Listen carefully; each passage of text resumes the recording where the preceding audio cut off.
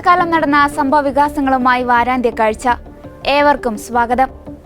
പ്രമുഖ real estate ഗ്രൂപ്പായ confident ഗ്രൂപ്പിന്റെ സ്ഥാപകനും ചെയർമാനുമായ CJ റോയിയുടെ ആത്മഹത്യയും 2026-27 സാമ്പത്തിക വർഷത്തേക്കുള്ള കേരള ബജറ്റ് ധനമന്ത്രി KN ബാലഗോപാൽ നിയമസഭയിൽ അവതരിപ്പിച്ചതും മഹാരാഷ്ട്ര ഉപമുഖ്യമന്ത്രി അജിത് പവാറിന്റെ അപ്രതീക്ഷിത വിയോഗവുമാണ് ഈ ആഴ്ചയിലെ സംഭവവികാസങ്ങൾ.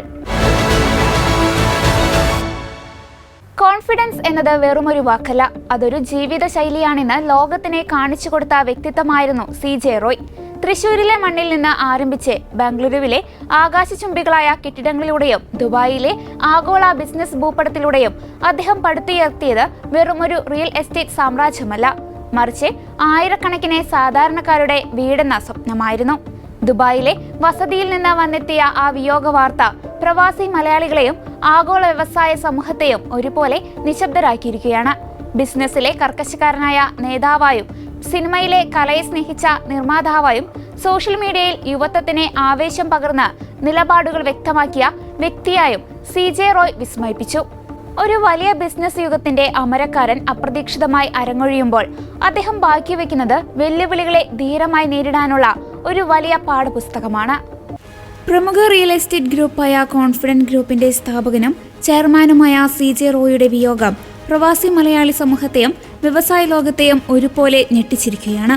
വിദേശത്തും സ്വദേശത്തുമായി പടർന്നു പന്തലിച്ച ഒരു വലിയ ബിസിനസ് സാമ്രാജ്യത്തിന്റെ അമരക്കാരന്റെ ഈ അപ്രതീക്ഷിത വിടവാങ്ങൽ വലിയ ചർച്ചകൾക്കും ദുഃഖത്തിനും കാരണമായിട്ടുണ്ട്.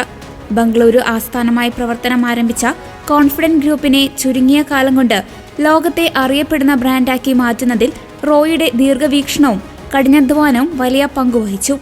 റിയൽ എസ്റ്റേറ്റ് മേഖലയ്ക്ക് പുറമെ സിനിമ, വിദ്യാഭ്യാസം, വ്യോമയാനം തുടങ്ങിയ മേഖലകളിലും തന്റെ സാന്നിധ്യം അറിയിക്കാൻ അദ്ദേഹത്തിന് സാധിച്ചു. കേരളത്തിലും കർണാടകയിലുമായി നിരവധി ഫ്ളാറ്റുകളും വില്ല പ്രൊജക്ടുകളും അദ്ദേഹം വിജയകരമായി പൂർത്തിയാക്കി. നിരവധി സൂപ്പർ ഹിറ്റ് സിനിമകളുടെ നിർമ്മാണത്തിലും വിതരണത്തിലും അദ്ദേഹം പങ്കാളിയായി. ബിസിനസ് രംഗത്തെ മികവിനോടൊപ്പം തന്നെ തന്റെ നിലപാടുകൾ തുറന്നു പറയുന്നതിലും CJ റോയ് ശ്രദ്ധിച്ചിരുന്നു. സമൂഹ മാധ്യമങ്ങളിൽ സജീവമായിരുന്ന അദ്ദേഹം തന്റെ കാഴ്ചപ്പാടുകളും ജീവിതാനുഭവങ്ങളും പലപ്പോഴും പങ്കുവയ്ക്കാറുണ്ടായിരുന്നു. അദ്ദേഹത്തിന്റെ വിയോഗ വാർത്ത പുറത്തു വന്നതോടെ സാമൂഹിക സാംസ്കാരിക മേഖലകളിലെ പ്രമുഖർ അനുശോചനം രേഖപ്പെടുത്തി. ഒരു സാധാരണ കുടുംബത്തിൽ നിന്ന് കഠിനാധ്വാനത്തിലൂടെ വലിയൊരു വ്യവസായ ശൃംഖല കെട്ടിപ്പടുത്ത CJ റോയിയുടെ ജീവിതം പലർക്കും പ്രചോദനമായിരുന്നു. എങ്കിലും അദ്ദേഹത്തിന്റെ മരണത്തിന് പിന്നിലെ കാരണങ്ങൾ സംബന്ധിച്ച് ഔദ്യോഗികമായ സ്ഥിരീകരണങ്ങൾക്കായി അധികൃതർ അന്വേഷണം നടത്തിവരികയാണ്. ഡോക്ടർ റോയ് CJ അഭിമാനിയായ സംരംഭകനെന്ന് ശ്രീ ഗോകുലം ഗ്രൂപ്പ് ചെയർമാൻ ഗോകുലം ഗോപാലൻ മാധ്യമങ്ങളോട് പറഞ്ഞു. പേരിനെ കളങ്കം വരുമോ എന്ന ഭീതിയിലാവാം ആത്മഹത്യ. വീട്ടിലെ ഒരു സഹോദരൻ നഷ്ടപ്പെട്ട വേദനയാണുള്ളതെന്നും ഗോകുലം ഗോപാലൻ പറഞ്ഞു. എനിക്ക് വ്യക്തിബന്ധമുള്ള ആളാണ് റോയ്. യാതൊരു തെറ്റും ചെയ്യാതെയാണ് സംരംഭവുമായി മുന്നോട്ടു പോയത്. റോയ് വ്യവസായ രംഗത്ത് പേരുകേട്ട വ്യക്തിയാണെന്നും ഗോകുലം ഗോപാലൻ പറഞ്ഞു. എൻ്റെ നല്ലൊരു സുഹൃത്തായിരുന്നു. നല്ലൊരു അതായത് വ്യവസായ മണ്ഡലത്തിൽ ഏറ്റവും നല്ല പേര് കേട്ട, ഏറ്റവും സമൂഹത്തിന് വേണ്ടി എന്ത് കാര്യങ്ങളും ചെയ്യാനും എന്താവശ്യപ്പെട്ടാലും അത് സന്തോഷകരമായി ചെയ്യുന്ന നല്ല ധാരണകർത്താവായിരുന്നു. കാരണം സമൂഹത്തിന്റെ വളരെ ബുദ്ധിമുട്ടുന്ന ജനങ്ങൾ അവർക്ക് എന്ത് സഹായം ചോദിച്ചാലും ചെയ്യുന്ന ഒരാളാണ്. പിന്നെ വേറെ ബിസിനസ് ആയിക്കഴിഞ്ഞാൽ ഇത്രയും വാക്കുകൾ പറഞ്ഞാൽ അത്രയും ഡീസൻ്റായി ചെയ്യുന്ന ഒരാളാണ്. പറഞ്ഞ വർത്താനം അതുപോലെ തന്നെ കറക്റ്റായി ചെയ്യുന്ന ഒരു വ്യക്തിയാണ് അദ്ദേഹം. അദ്ദേഹത്തിന്റെ അന്ത്യം യഥാർത്ഥത്തിൽ മറുനാടൻ മലയാളികൾക്ക്, മറുനാട്ടിൽ ജീവിക്കുന്ന എല്ലാ മലയാളികൾക്കും അത് വലിയ വേദന ഉണ്ടാക്കുന്ന ഒരു കാര്യമാണ്. കാരണം ഇത്രയും നല്ല ആരോഗ്യവാനും ഇത്രയും നല്ലൊരു മനുഷ്യന് എന്ത് സംഭവിച്ചു എന്ന് നിങ്ങൾ ചിന്തിക്കുമായിരുന്നു. കാരണം ഇത് 5 മണിക്ക് ഈ വിവരം അറിഞ്ഞതിന് ശേഷം ഞങ്ങളെ സംബന്ധിച്ചിടത്തോളം വളരെ വേദനയോടുകൂടി ഇരിക്കുമായിരുന്നു. ഞാൻ 10 പേരോട് സംസാരിച്ചപ്പോൾ അവരുടെ വായിൽ നിന്ന് വരുന്ന ഓരോ സംസാരങ്ങളും ഇത്രയും ഞങ്ങളൊരു വീട്ടിലെ ഒരു സഹോദരൻ നഷ്ടപ്പെട്ട പോലെയുള്ള ഒരു ഫീലിംഗ് ആണ് നമുക്കുണ്ടായിട്ടുള്ളത്. എന്താണ് സംഭവിച്ചത്? അയാള് എന്താണ് സംഭവിച്ചതെന്ന് വെച്ചാൽ ED അല്ലെങ്കിൽ ഇൻകം ടാക്സ് ഓഫീസർമാർ അവരെ ചോദ്യം ചെയ്തപ്പോൾ അത് ഒരു ബാഗ് അടുത്ത് കണ്ടപ്പോൾ ആ ബാഗിൽ നിന്ന് കിടന്ന് ബാഗ് കാണിച്ചു നോക്കുമ്പോൾ അത് എടുത്തിട്ട് അയാൾ തന്നെ തോക്കുണ്ടായിരുന്നു. അതെടുത്ത് സ്വന്തം വെടിവെച്ചതാണ്. അതാണ് സംഭവിച്ചത്. കാരണം അതായത് ഇവിടുത്തെ ഇ ഡി ചോദ്യം ചെയ്യുമ്പോഴോ എന്നാണ് നിങ്ങൾ പറയുന്ന പോലെ തന്നെ ഞങ്ങൾ പറഞ്ഞത്. പക്ഷേ അതിൻ്റെ അയാളെ കൂടെ അടുത്തുള്ള ഒരാൾ എന്നോട് പറഞ്ഞതാണ് ഇങ്ങനെ തോക്ക് എടുത്ത് സ്വന്തമായി വെടിവെച്ചാണ്. കാരണം അയാൾ വലിയ നല്ല വലിയ അഭിമാനിയായിരുന്നു. അതാണ് കാര്യം. അഭിമാനത്തിന് ശരം വെത്തുന്നുണ്ടോ എന്നൊരു തോന്നൽ അദ്ദേഹത്തിന്. ധനമന്ത്രി കെ എൻ ബാലഗോപാൽ അവതരിപ്പിച്ച ഈ വർഷത്തെ ബജറ്റ് വികസനവും സാമൂഹിക സുരക്ഷയും ഒത്തുചേരുന്ന ഒന്നാണ്. സംസ്ഥാനം കടുത്ത സാമ്പത്തിക പരിമിതികൾ നേരിടുന്നുണ്ടെങ്കിലും തനത് നികുതി വരുമാനത്തിലുണ്ടായ വർധനവ് സമ്പദ് വ്യവസ്ഥയ്ക്ക് ഉണർവ് നൽകുന്നു.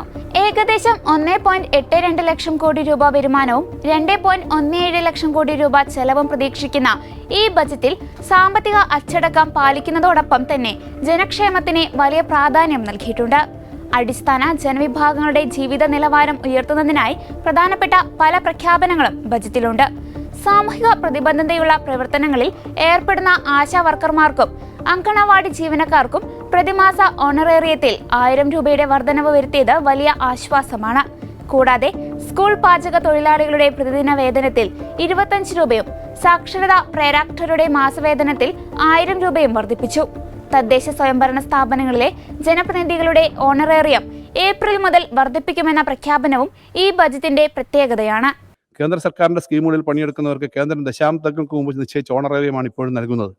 ആനുകൂല്യങ്ങൾ ഇതിനിടയിൽ പലതവണ കൂട്ടി നൽകിയ സംസ്ഥാനത്തിനെതിരെ സമരം ചെയ്യുകയും കേന്ദ്രത്തെ പുകഴ്ത്തുകയും ചെയ്യുന്ന സംഭവങ്ങൾ ഇവിടെ അരങ്ങേറുകയുണ്ടായി. കേന്ദ്ര സർക്കാരിനെതിരെ കേരളത്തിലും ഡൽഹിയിലും സമരം നടത്തുന്നതിനെക്കുറിച്ച് ബന്ധപ്പെട്ടവർ ആലോചിക്കണം. അതെന്തായാലും സ്കീം വർക്കേഴ്സിനെ ചേർത്ത് പിടിക്കുന്ന നയമാണ് ഇടതുപക്ഷം എക്കാലവും തുടരുക.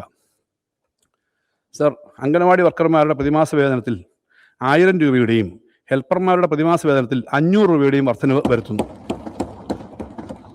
സർ, ആശാ വർക്കർമാരുടെ പ്രതിമാസ വേതനത്തിൽ 1000 രൂപയുടെ വർധനവ് വരുത്തുന്നു. പ്രീ പ്രൈമറി അധ്യാപകർ പ്രീ പ്രൈമറി അധ്യാപകരുടെ പ്രതിമാസ വേതനത്തിൽ 1000 രൂപയുടെ വർധനവ് ഏർപ്പെടുത്തുന്നു. സർ, സ്കൂൾ പാചക തൊഴിലാളികൾക്ക് ദിവസവേതന അടിസ്ഥാനത്തിലാണ് സർ നൽകുന്നത്. ദിവസവേതനത്തിൽ 25 രൂപയുടെ വർധനവ് ഏർപ്പെടുത്തുന്നു. സർ, സാക്ഷരതാ പ്രേരകന്മാരുടെ പ്രതിമാസ വേതനത്തിൽ 1000 രൂപയുടെ വർധനവ് ഏർപ്പെടുത്തുന്നു.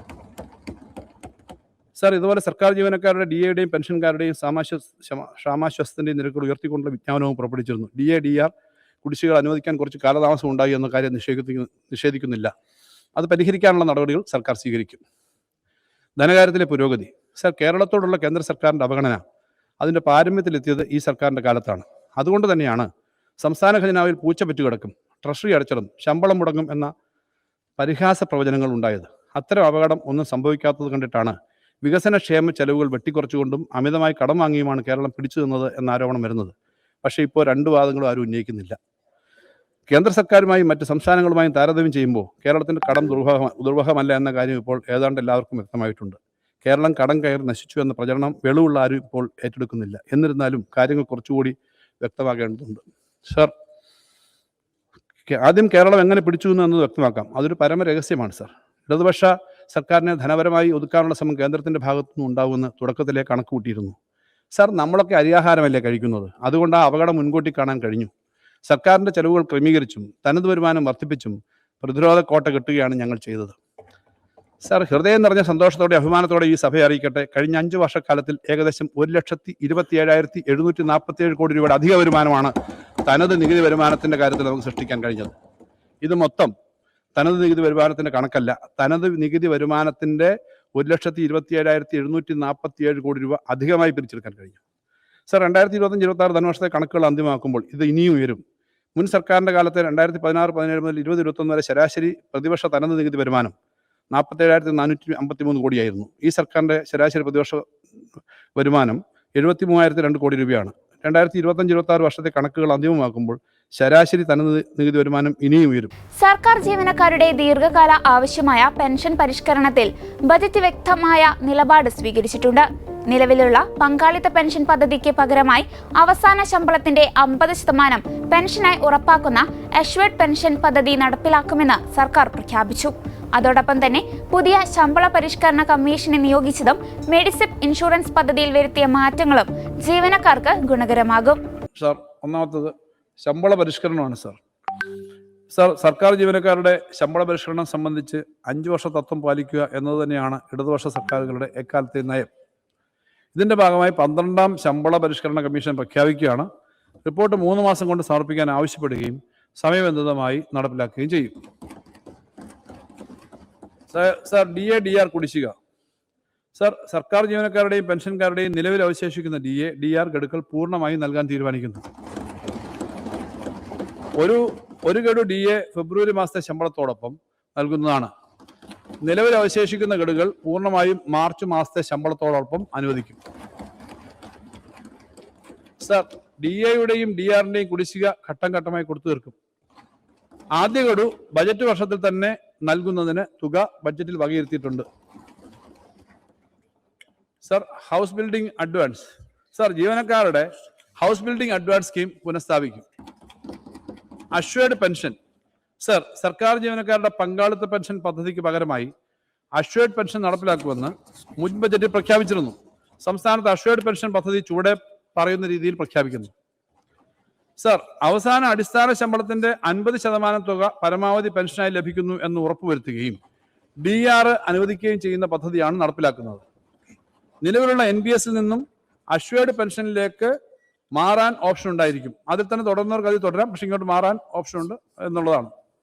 സർ, ജീവനക്കാരുടെയും സർക്കാരിന്റെയും വിഹിതം പ്രത്യേക ഫണ്ടായി മാനേജ് ചെയ്യുന്നതിന് ഒരു പ്രത്യേക സംവിധാനം ഉണ്ടാകും. സർ, അഷ്വേർഡ് പെൻഷൻ പദ്ധതി ഏപ്രിൽ 1 നടപ്പിൽ വരുത്തുന്നതിനുള്ള വിശദമായ മാർഗനിർദ്ദേശങ്ങൾ ഉൾക്കൊള്ളിച്ച് ഉത്തരവ് പുറപ്പെടുവിക്കും. കേരളത്തിന്റെ അടിസ്ഥാന സൗകര്യ വികസനത്തിന് വൻ തുകയാണ് ബജറ്റ് മാറ്റിവെച്ചിരിക്കുന്നത്. വിഴിഞ്ഞം അന്താരാഷ്ട്ര തുറമുഖത്തോടനുബന്ധിച്ചുള്ള വിഴിഞ്ഞം കൊല്ലം പുനലൂർ വ്യവസായ ഇടനാഴിയും വയനാട് തുരങ്കപാതയും സംസ്ഥാനത്തിന്റെ മുഖച്ഛായ മാറ്റും. ഗതാഗത സൗകര്യം മെച്ചപ്പെടുത്തുന്നതിനായി തിരുവനന്തപുരം മുതൽ കണ്ണൂർ വരെയുള്ള അതിവേഗ റെയിൽ പദ്ധതിക്കായി പ്രാഥമിക തുക അനുവദിച്ചിട്ടുണ്ട്. IT മേഖലയുടെ വളർച്ചയ്ക്കായി കണ്ണൂരിലും കൊല്ലത്തും പുതിയ പാർക്കുകൾ സ്ഥാപിക്കുന്നതിനും ഗ്രീൻ എനർജി പ്രോത്സാഹിപ്പിക്കുന്നതിനായി ഹൈഡ്രജൻ വാലി പദ്ധതിക്കും ഊന്നൽ നൽകിയിട്ടുണ്ട്. പൊതുജനാരോഗ്യ മേഖലയുടെ കരുത്തുകൂട്ടാൻ 2500 കോടി രൂപയും കാരുണ്യ ഇൻഷുറൻസ് പദ്ധതിക്കായി അധിക ഫണ്ടും അനുവദിച്ചു. കാർഷിക മേഖലയിൽ നാളികേര കൃഷി പ്രോത്സാഹിപ്പിക്കുന്നതിനുള്ള കേര പദ്ധതിയും വന്യജീവി ആക്രമണം തടയാനുള്ള പ്രത്യേക ഫണ്ടും കർഷകർക്ക് തുണയാകും.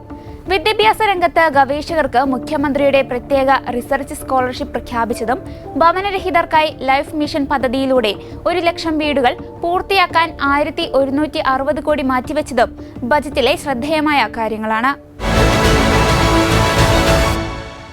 മഹാരാഷ്ട്ര രാഷ്ട്രീയത്തിലെ ഏറ്റവും സ്വാധീനമുള്ള നേതാക്കളിൽ ഒരാളും ഉപമുഖ്യമന്ത്രിയുമായ അജിത് പവാറിന്റെ അപ്രതീക്ഷിത വിയോഗമാണ് ഈ ആഴ്ച രാജ്യത്തെ നടുക്കിയ പ്രധാന വാർത്തകളിലൊന്ന്.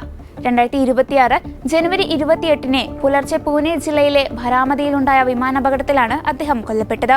മുംബൈയിൽ നിന്ന് തന്റെ രാഷ്ട്രീയ തട്ടകമായ ബരാമതിയിലേക്ക് പ്രചാരണ പരിപാടികൾക്കായി പോവുകയായിരുന്നു അദ്ദേഹം.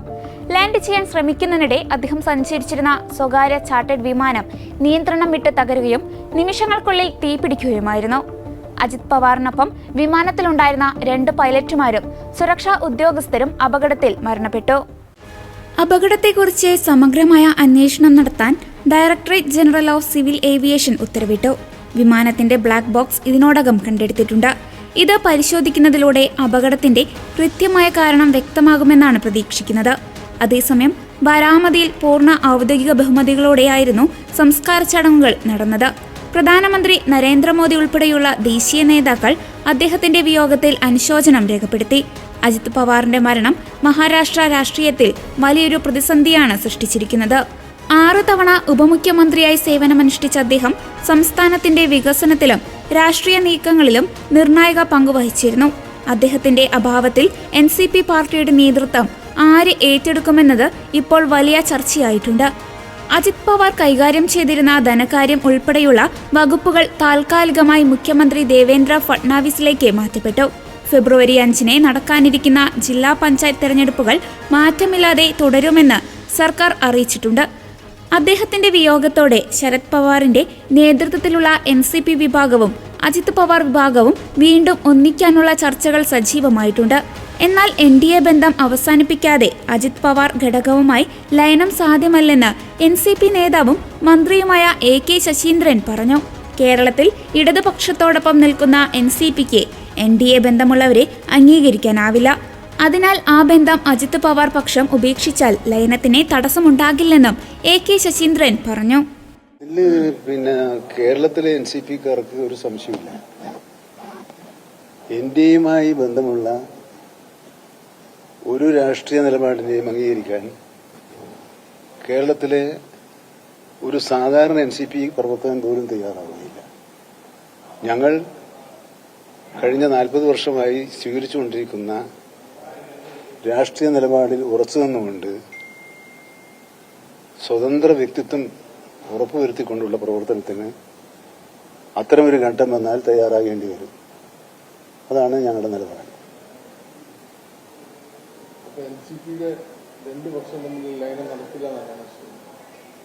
അല്ല, നമ്മൾ സാധാരണ മനുഷ്യന്മാരെന്നുള്ളതിൽ ഈ 2 ദിവസത്തിനകം നടക്കുമെന്ന് എനിക്ക് തോന്നിയില്ല.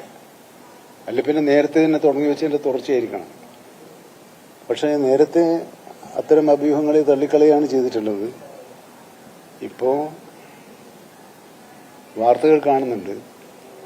അത് സത്യമാണെങ്കിലും അസത്യമാണെങ്കിലും ഞങ്ങളുടെ നിലപാട് ഇടതുപക്ഷ ജനാധിപത്യ മുന്നണി എന്ന രാഷ്ട്രീയത്തോട് സഹകരിച്ച് പ്രവർത്തിക്കുന്ന നിലപാടാണ് കേരള ഘടകം സ്വീകരിക്കുക. ഇക്കാലം അത്രയും അങ്ങനെയാണ് സ്വീകരിച്ചു പോന്നിട്ടുള്ളത്. ആ നിലപാട് ഉയർത്തിപ്പിടിച്ചുകൊണ്ട് തന്നെ വരും നാളുകളിലും കേരളത്തിലെ NCP അതിന്റെ ഐഡന്റിറ്റി ഉയർത്തിപ്പിടിച്ചുകൊണ്ട് പ്രവർത്തിക്കും. കേന്ദ്ര തലത്തിൽ ഇപ്പം അജിത് പവാറിന്റെ ഗ്രൂപ്പായിട്ട് അപ്പൊ സഹകരിക്കാൻ പറ്റില്ല എന്നാണ് NDA ബന്ധം. അജിത് പവാറുമായിട്ട് ഇപ്പം സഹകരിക്കാൻ, അജിത് പവാർ NCPയിലൊരു വിഭാഗമാണല്ലോ. എന്നാൽ NDAയുമായി ബന്ധമുള്ള ഒരു രാഷ്ട്രീയം, ആ രാഷ്ട്രീയമാണ് ദൗർഭാഗ്യവശാൽ ബഹുമാനപ്പെട്ട അന്തരിച്ചുപോയ അജിത് പവാർ സ്വീകരിച്ചിട്ടുള്ളത്. ആ നിലപാടിനോട് വിയോജിപ്പുള്ളവരാണ് ഞങ്ങളെല്ലാം. അതുകൊണ്ട് തന്നെ അത്തരമൊരു രാഷ്ട്രീയ ബന്ധത്തിലേക്ക് ശരത് പവാറിന്റെ നേതൃത്വത്തിലുള്ള NCP നിലപാടുകൾ സ്വീകരിക്കുമ്പോൾ ആ രാഷ്ട്രീയ നിലപാടുകളോട് സഹകരിക്കാൻ കേരളത്തിലെ NCP ഘടകത്തിന് സാധിക്കുകയില്ല.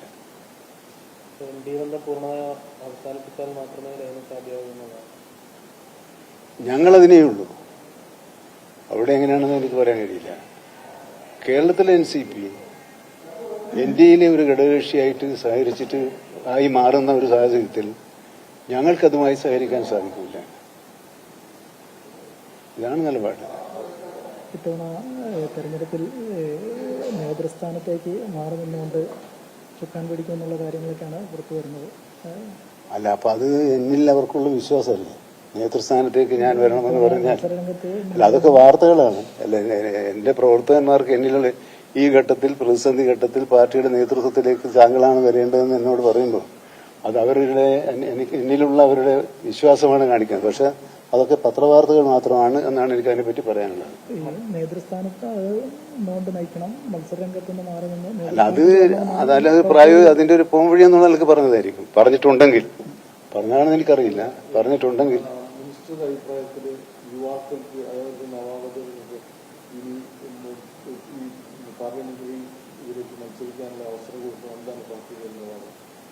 ഞങ്ങളെപ്പോലത്തെ ഒരു പാർട്ടി 3 സീറ്റിലും 2 സീറ്റിലും മത്സരിക്കുന്ന പാർട്ടിക്ക് വനിതകൾ, യുവാക്കൾ, കർഷകർ, തൊഴിലാളികൾ എന്നീ ഘടകങ്ങൾക്ക് എല്ലാം അവസരം നൽകണമെന്ന് തീരുമാനിച്ചാൽ അത് പ്രായോഗികമാണ്, നല്ലതാണ്. പക്ഷേ പ്രായോഗികമായി നടപ്പിലാക്കാൻ ചില പ്രയാസങ്ങൾ ഉണ്ടാകുമെന്ന് മാത്രം.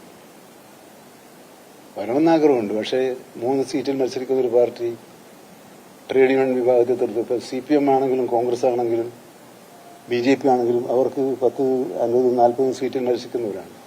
എല്ലാ ഘടകങ്ങളെയും സാറ്റിസ്ഫൈ ചെയ്യാൻ അവർക്ക് സാധിക്കും, ഏറ്റക്കുറച്ചിലോട് കൂടിയാണെങ്കിലും. അങ്ങനെയാണ് CPM CPI ചെയ്യുന്നത്. അങ്ങനെയാണ് ഇടതുപക്ഷ ജനാധിപത്യ മുന്നണിയിലെ CPIയും CPM. എന്താണ് PJ ജോസഫിന് മാറാൻ കഴിയാത്തത്? അത് പ്രായോഗികമായിട്ടാണ്, അല്ലാതെ അത് ആശയം നല്ലതാണ്.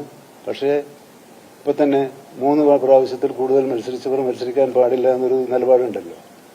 പക്ഷെ ജയസാധ്യത കണക്കിലെടുത്ത് ആ നിലപാടുകളിൽ വ്യത്യാസം വരുത്തേണ്ടി വരുമെന്ന് 2 പാർട്ടികളും പ്രഖ്യാപിച്ചു കഴിഞ്ഞിട്ടുണ്ട്. മുസ്ലിം ലീഗും അങ്ങനെ പ്രഖ്യാപിച്ചു കഴിഞ്ഞിട്ടുണ്ട്. മുസ്ലിം ലീഗ് അങ്ങനെ ആലോചിച്ച പാർട്ടിയാണ്.